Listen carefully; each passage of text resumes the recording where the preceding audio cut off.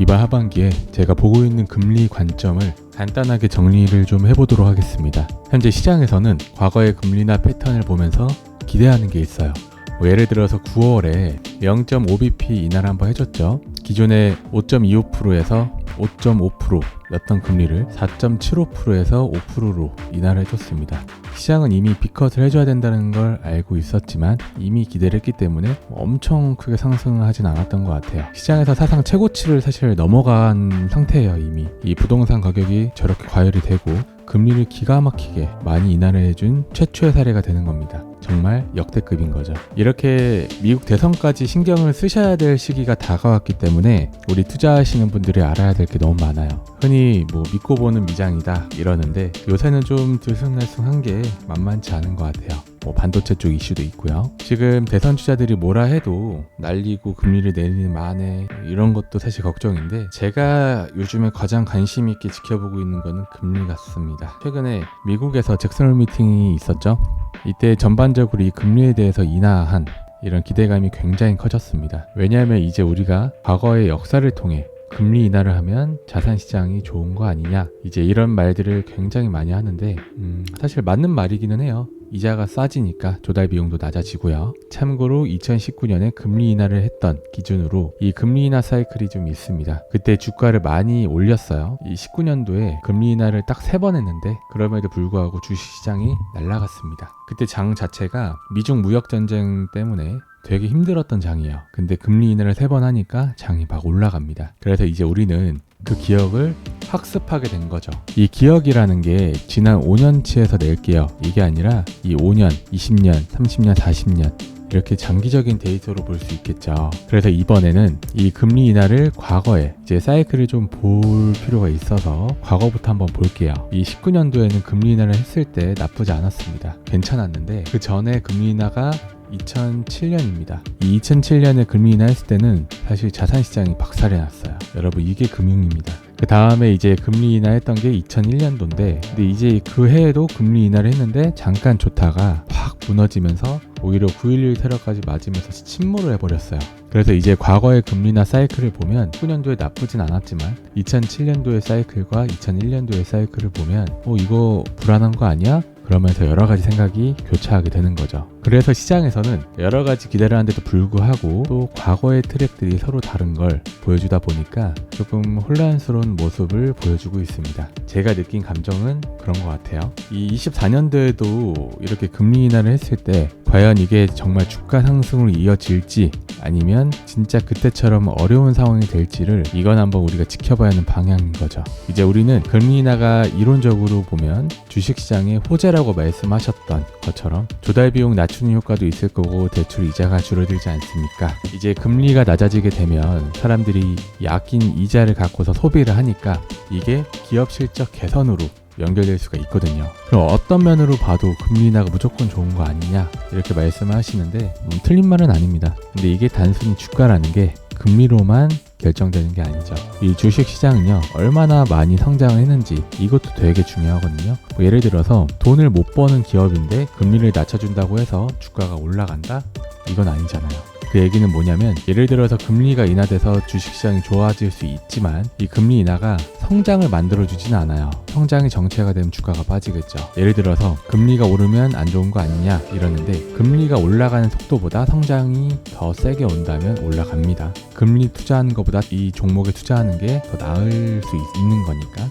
그러면 빚 내가지고 올라간 금리로도 빚을 내가지고 투자를 하는 게 수익이 많이 나니까 좋을 수 있는 거죠. 그리고 두 번째로 봐야 될 게 뭐냐면, 이 시장에서는 과거의 금리나 턴을 보면서 기대하는 게 있습니다. 어떤 기대를 하냐면요, 보통 금리 인하를 보면요, 이 19년도 20년도에 가장 최근에 금리 인하를 했을 때를 좀 보면 주가가 올랐을 뿐만 아니라 코로나 때 같은 경우에는 금리 인하 했을 때도 막 주식시장이 무너지고 이랬거든요. 그러니까 어떻게 하냐면 이 무너지지 않을 만큼 낮추게 됩니다. 금리를 제로금리까지 이제 무제한으로 돈을 바닥에 뿌리니까 이제 자산시장이 오르기 시작하더라고요. 그럼 이제 이런 시장들을 보고 기대를 하는 거죠. 한번 낮춰주면 제대로 낮추는구나. 그래서 금리를 올릴 때는 천천히 올리지만 내릴 때는 화끈하게 내려주는구나. 이 패턴을 학습하게 되는 거예요.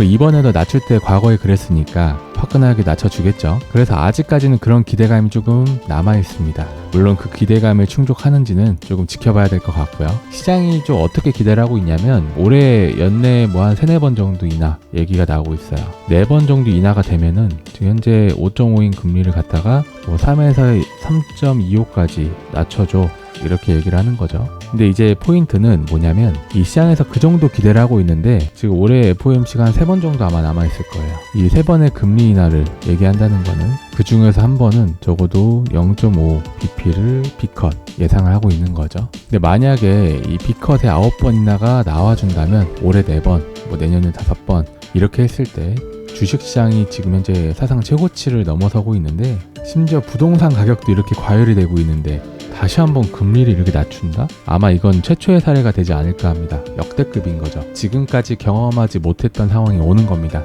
그러면 이 금융시장의 기분은 어떨까요? 이렇게 자산 가격이 엄청 오르고 있는데 금리를 낮춰주고 하면은 완전 날아갈 수도 있어요. 하지만 이제 변수가 하나 있는데 11월에 있는 미국 대선입니다.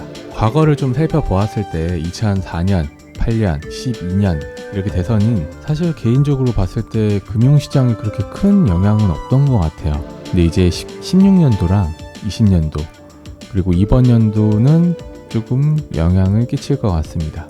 왜냐면 트럼프라는 카드가 새로 출발을 했거든요.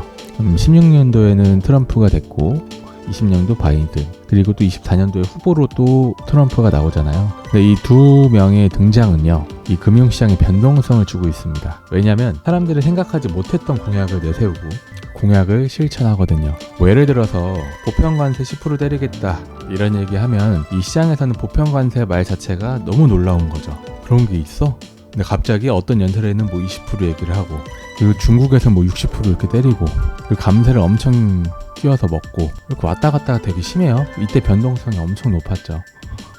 물론 뭐 우리나라 입장에서 보면은 주한미국방이 그 방위비 올려달라고 트럼프가 공약을 내세웠죠. 그래서 이렇게 변동성이 높은 상황이기 때문에 실제 이런 정책들이 현실화가 됐을 때 이 시장이 느끼는 감정 자체가 아무도 예측을 할 수가 없는 거죠. 그리고 이제 사실 해리스 같은 경우에는 사실 잘 모르겠어요. 아직 경력이 없는 사람이다 보니까 이제 정치적인 아이덴티티는 어느 정도 갖춘 것 같은데, 문제는 이게 경제적 정책에 대해서는 아직 클리어한 게 별로 없는 것 같습니다. 예를 들어서 법인세를 인상한다 얘기를 하는데, 그럼 법인세를 인상했을 때 이 기업들이 경쟁력이 떨어지는 거 어떻게 할 거냐, 이제 반론을 해야 되는데, 그러면 우리 기업들은 잘할 겁니다 이러면 사실 안 되죠. 파이팅 이럴 순 없잖아요. 근데 이렇게 가고 있습니다. 예를 들어서 뭐 트럼프 행정부 같은 경우에는 법인세 감면 이런 얘기를 나오는데, 그러면 바로 국고가 만약에 털린다 이러면 어떻게 할 겁니까 물어봤을 때 관세 대폭 인상 이런 식으로 커버를 하는 멘트를 치고 있잖아요. 물론 그게 현실이 될 수 있을지는 아직 여러 가지 확인해 봐야 될 게 많이 있지만 양쪽의 대립각이 되게 세요. 뭐 일단 법인세만 봐도 뭐 해리스 후보는 인상, 트럼프 후보는 인하 이렇게 팽팽하게 싸우고 있으니까요. 현재 주식시장의 희비가 확 엇갈리고 있습니다. 그래서 이제 제가 말씀드리고 싶은 거는, 물론 이 미국 대선도 중요한 변수였지만 사실 뭐 단기 금융시장에서 변동성 주는 거는 예전부터 있던 일입니다. 16년도, 20년도, 24년도 있던 거고, 이제 올해도 마찬가지로 그게 영향을 줄 텐데 9월 중순부터 변동성 시장에 많이 참여를 했습니다. 뭐 솔직히 뭐 8월 달에 뭐 엔화 이슈도 있고 했는데 엔캐리 트레이드 청산이죠. 가장 중요한 거는 미국이 경기 침체냐 아니냐 이 시나리오를 왔다 갔다 하는 게 사실 제일 중요하지 않을까. 근데 금리 하락을 이슈로 좀 깔고 가셔야 돼요. 그러니까 쉽게 말하면 이런 거죠. 분산을 진짜 넓게 깔아 놓으시는데 섹터를 정말 다분화해야 되는 거예요. 그러니까 이 포트폴리오를 분산해서 분할 매수를 해야 되는 시기다. 현금화 비중도 물론 필요하고요. 지금 사실 뭐 남들 다 사는 주식 똑같이 따라 사면은 절대 수익 보기 어려운 장입니다. 변동성이 워낙 높기 때문에. 개인분들은요 트레이더가 아니기 때문에 그 속도를 따라갈 수가 없어요. 뭐 예를 들어서 금이나 엔화도 올랐을 때 개인분들 어떻게 되셨죠? 고점에 다 물립니다. 나중에 보면은 물론 뭐 수익 보신 분들도 있겠지만 우리나라 주식도 뭐 카카오 3점 보면은 8만전자 카카오 고점 10몇만 원? 뭐 이때 물리신 분들 되게 많잖아요. 그냥 뭐 여기서 사서 여기서 팔면 돈 버는데 이거는 너무 결과론적인 거라는 거죠. 보통은 꼭대기에 사서 물립니다. 지금 현재 미국 경제 지표도 굉장히 좋은 게 많은데 물가도 봐야 되고 노동 관련 뭐 고용 관련 지표도 봐야 되고, 근데 이 세상에서 가장 중요한 지표는 계속 바뀝니다. 솔직히 뭐 1년 전만 해도 CPI만 보면 된다 이랬는데 지금은 또 성장 관련 지표가 핵심이 됐어요. 트렌드가 계속 바뀝니다. 봐야 되는 지표도 계속 바뀌어요. 그래서 지금 뭐 이런 지표가 제일 중요하다 이런 건 사실 제가 봤을 땐 없는 것 같아요. 지금 전 세계적으로 저성장이 대두가 되고 있고 성장이 정체가 되고 있는 시기라서 아마 그런 것 같은데 이번 금리 인하가 다시 한번 성장을 보여줄지 한번 지켜봐야 될 것 같고요. 그래서 저도 뭐 미국 주식도 같이 하고 있지만 이 자동 매매를 통해서 수익을 창출하고 있고 배당주도 하고 있고요. 최대한 리스크 없는 투자는 존재합니다. 안전한 투자는 존재해요. 이 리스크를 어떻게 관리하는지가 중요한 거지. 자, 오늘 영상은 여기까지였고요. 오늘도 고생하셨습니다.